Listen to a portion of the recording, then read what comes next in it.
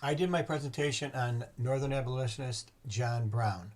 Why was this antebellum era radical abolitionist perceived by many as a hero and by others as a lunatic or terrorist? These conflicting perceptions embellish the story of his life. Even today, Showtime just released a drama series based on his life called The Good Lord Bird. I hope this presentation will help you learn a little bit about this most complicated man. Born in 1800, John was raised by his father Owen due to an early death of his mother. The household was very Calvinistic, anti-slavery. John witnessed firsthand the oppression of blacks at the age of 11, seeing a Negro boy beaten on the street. As his contempt for slavery grew, John left the house at the age of 16, and his beliefs and moralities on slavery set sail in the great westward expansion.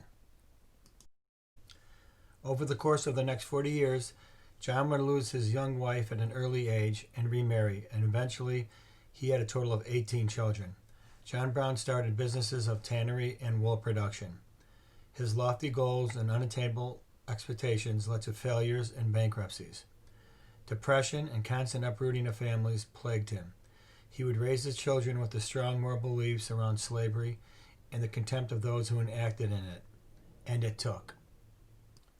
John's reputation and his radical views towards slavery caught the eyes of Northern abolitionists who adopted John and financially backed him for weapons and provisions. One meeting he had with Frederick Douglass in the early 1840s, the delusional dream of Harper's Ferry raid was contrived. Even Douglass thought John's views were too radical. Many of his sons believed in this crusade and brought this battle to ground zero of the struggle, the Missouri and Kansas border. John would join in this campaign at the urging of his sons. 5 slaveholders were ripped from their homes in the middle of the night and brutally murdered. This would become known as the Pottawatomie Creek Massacre of 1856. John Brown and his crew are implicated in the crime, and the governor of Missouri and President Buchanan called for his arrest. John's new notoriety fueled him further, as do the death of his son, and now the attack on Harper's Ferry, Virginia, is contrived along with the recruitment of the men. John's head east, and his ambitions become clouded by rage and utter distaste for the South. He tries to even recruit Frederick Douglass at a long stay in his house in 1858. This is where John Brown provisional government was contrived.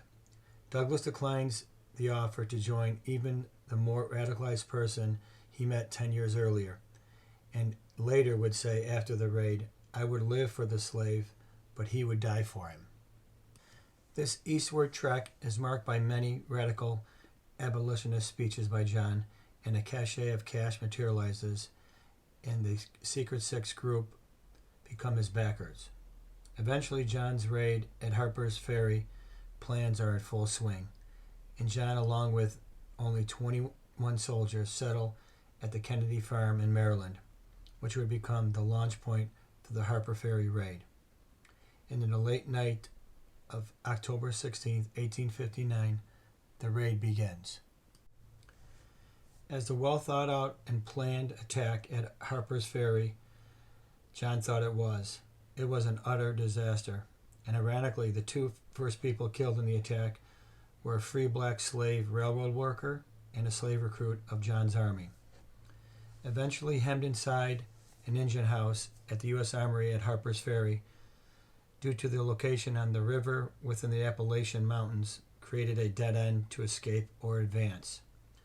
The townspeople of Harper's Ferry defended vigorously, and eventually, 2 days later, a small squadron of National Army arrived under the leadership of General Lee to quell this rebellion, and in under 1/2 hour, it was over. Brown was urged and taken into custody. In all, 10 of his men were killed in the attack, including 2 of his sons. The trial of John Brown was over in 2 weeks. He was found guilty of treason and conspiring and advising with slaves to rebel and murder in the first degree. And 3 days later, prior to the issuing of his death sentence, Brown gives a speech to the court. A portion of this speech writes, "Now, if it is deemed necessary that I should forfeit my life for the furtherance of the ends of justice, and mingle my blood further with the blood of my children and with the blood of millions in the slave country whose rights are disregarded by wicked, cruel, and unjust enactments, I submit, so let it be done. After a 1-month delay in carrying out his sentence, John Brown's perception, as viewed by the North, went from outrage to a hero. Were his crimes acts of terror, or as David Thoreau wrote, are laws to be enforced simply because they are made? I contend John Brown was a hero, and his actions gave rise to the inevitable war that was to follow. An irony, in the end, was at his hanging were General Robert E. Lee and General Stonewall Jackson, who went on to become popular Confederate soldiers against the Union, but were never tried for treason. John Brown was a hero, undaunted, true, and brave. Kansas knew